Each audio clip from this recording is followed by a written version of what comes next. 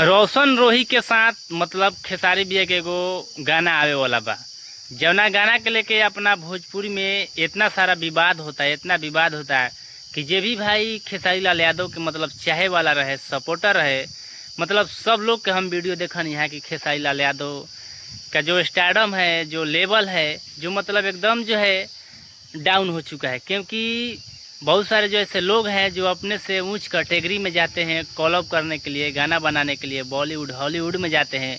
और खेसारी लाल यादव जी इतना बड़े मतलब स्टारडम वाले लोग होकर, आदमी होकर, इंसान होकर मगही में जाते हैं और रोशन रोही के साथ कोलैबोरेशन करते हैं। बाकी इस पर जमकर जो है खेसारी लाल यादव जी के जितने भी यूट्यूबर भी हैं सभी लोग मतलब एक भी लोग ऐसा नहीं खे जे ए पर न्यूज नहीं खे बनैले कि खेसारी लाल यादव के मतलब लेवल बहुत छोट हो गल बा, बहुत गिर गल बा। कहे से कि मगही में गाना करे जात बड़न, मगही में जात बड़न गाना करे उहो रोशन रोही के साथ।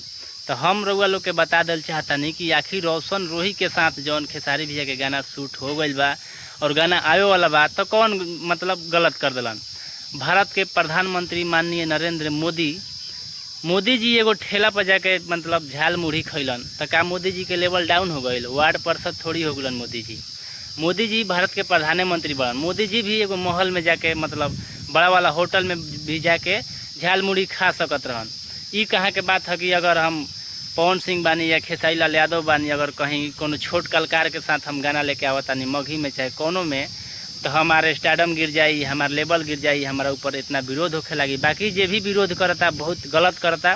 कैसे कि खेसारी लाल यादव जी जो काम कैले बन बहुत ही अच्छा कैले बन। कैसे कि छोटा से बड़ा मतलब खेसारी लाल यादव हमेशा बोलन कि हम छोटा से बड़ा यहाँ तक भइल बनी, तो छोट लोग के मतलब सपोर्ट हमेशा करम। बाकी रोशन रोही के भी जवाब आइल बा कि मतलब बहुत बड़ धमाका लेके आ रहल बानी अपना बॉस के साथ। मतलब रोशन रोही के भी अच्छा लगता। बाकी रउआ लोग के मतलब कैसन लगता है वीडियो की मतलब क्या रोशन रोही और खेसारी लाल यादव जी के साथ मतलब एगो गाना होता, तो इसमें खेसारी लाल यादव जी खराबी क्या कैले बन अपन राय कमेंट में जरूर बताई जा। हमारा तो बहुत अच्छा लगल कि मगही में गाना जो होता रोशन रोही के साथ होता, तो बहुत खुशी की बात बा कि रोशन रोही के साथ होता। तो रोशन रोही भी बहुत खुश बने कैसे कि खेसारी लाल यादव के अपन बोस माने ले और खेसारी लाल यादव के साथ अपन नया प्रोजेक्ट लेके आवता। बाकी बहुत सारा यूट्यूबर लोग बन कि खेसारी लाल यादव के ऊपर मतलब अनाप शनाप वीडियो बनैले बन। बाकी हमरो लागल है कि ये पे एगो वीडियो बनाई। बाकी ये वीडियो रउआ लोग के कैसन लागल अपन राय कमेंट में जरूर बताइम जा। बाकी हमरा तरफ से फुल सपोर्ट बा खेसारी लाल यादव और रोशन रोही के मतलब गाना जौन बा बहुत जल्द आवे के चाहिए। और गाना आई भी तो गाना भोजपुरी में एक तरफा बाजी, चाहे गाना कौनो होखे। रोशन रोही और खेसारी लाल यादव के गाना जब भी आई, जब एक से 2 दिन में गाना वो रिलीज हो जाई।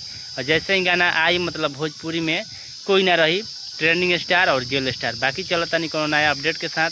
Thank you, love you all Bhojpuri समाज।